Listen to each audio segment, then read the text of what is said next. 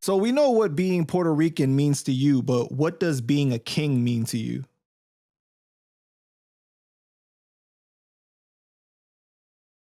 Panda, you be getting me with these off questions, man. You be sidelining me with some of these questions, man. I embody kingism in everything that I do. I'm just a stand-up, solid motherfucker in every sense of the word. It's just like being a king, it really showed me the do's and don'ts of life. It really showed me to stand on respect and embody that shit. Self-respect, respect for others, respect for your surroundings. You know what I mean? And I just embody growth in my life in every sense of the word. And that's royalty in itself. You know what I mean? That's royalty in itself. And what I want for me, I want for my bros. I don't look at my bros as oppositions. I don't look at them as you know, challengers to whatever I got going on. I look at them as somebody that I could grow with. And if I can't, bro, there's no problem there. There's no problem. Yeah, go do what you got to do. I'm gonna do me with those that want to grow and uplift themselves. We're gonna be on this rock one fucking time. I can come out my building and get hit by a car and die. What the fuck did I do my whole life? Worry about what such and such is not doing or doing? Nah, I gotta worry about me and the niggas that want to grow with me, my team that want to grow with me. I can't be worrying about who's not for me and who's not supporting me and supporting. That's what I feel me being a king is all about. You know what I mean? Supporting myself, making sure me and my niggas that I came in this with are growing and doing something positive with their lives. Like I said, we're not young no more. A lot of the bros that I came in this with got families, careers. You know what I mean? They got a lot of good things happening for themselves. And the last thing I want for them is to get caught up in some street shit and get tricked out of their freedom, tricked out of living. You know what I mean? Like, yo, you get into it with somebody nowadays, niggas don't fight nowadays. Niggas can't fight. They pulling hammers out and they end this shit. And that's the last thing I want for my bros.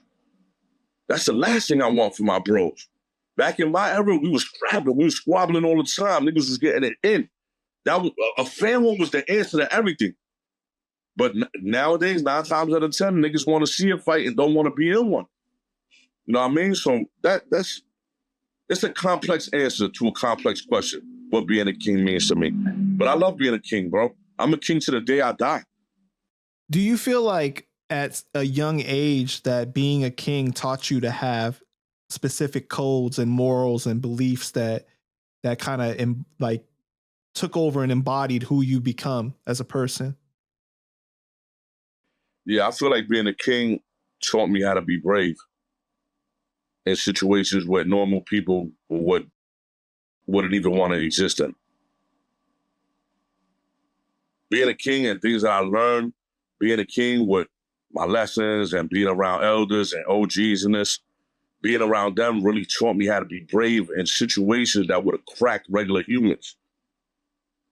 You know, when I hear you talk about these things, I see the pride in you and also the honor that you feel that has come with being a king. You know what I mean? And the way that you carry yourself. Do you feel like in this era now that people lack honor?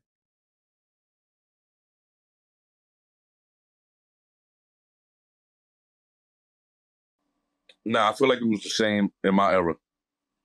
Like, you had kids that were young that moved like OGs, that moved honorable, that moved solid. And then you had kids that were just immature and just dumb and doing dumb shit. I did both.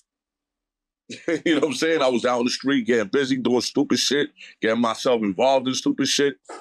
But I also moved honorable in some cases. In some cases, I just didn't give a fuck. Think what you want about me. A little bit of both when I was young. And I see that in some of the youth that I work with now. So when you speak about honor, do you think that you can honor your enemy or have a code of like when to give somebody a pass or like how there's certain boundaries of things that you wouldn't do. But now in this day and age, like there seems to be missing that where like people will talk about the dead ops or like piss on people's graves or like do those type of things. Do you think that like that has changed?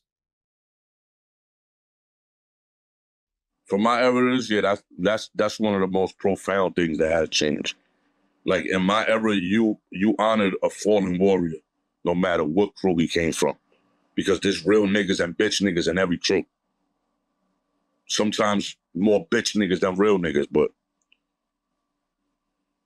in my era, you never violated the dead. You never violated a fallen warrior. How has that been for you to witness in this era, seeing people do that? And it seems like it's kind of tied to social media more for like shock factor. Yeah, I feel like it's a very extreme act, and I don't know how to respond to that because that nigga that got killed probably killed somebody else's man, right? And that nigga that's still alive is like, yo, fuck him. I'm gonna kick over his tombstone, and I'm gonna put that shit on Instagram. There's no. He's not bound by respect there because that nigga that's in that grave killed his homie. So his his extreme act is a response to what happened. You know what I mean? So you can't say what he's doing is wrong. Like I could sit here and say, yo, I would never do that shit. You know what I mean? But like I said, everybody's path is different.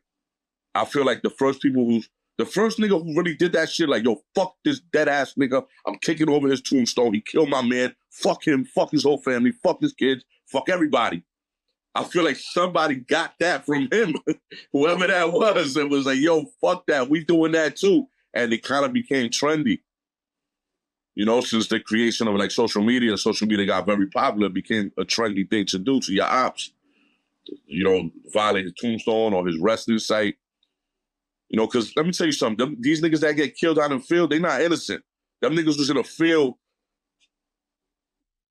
in that life. So if them niggas' tombstones get kicked over and they rest in place violated, it didn't happen because he was a fucking model citizen. You know what I'm saying? You got to look at it both ways. You can't just say, yo, that's fucked up. I will never do that.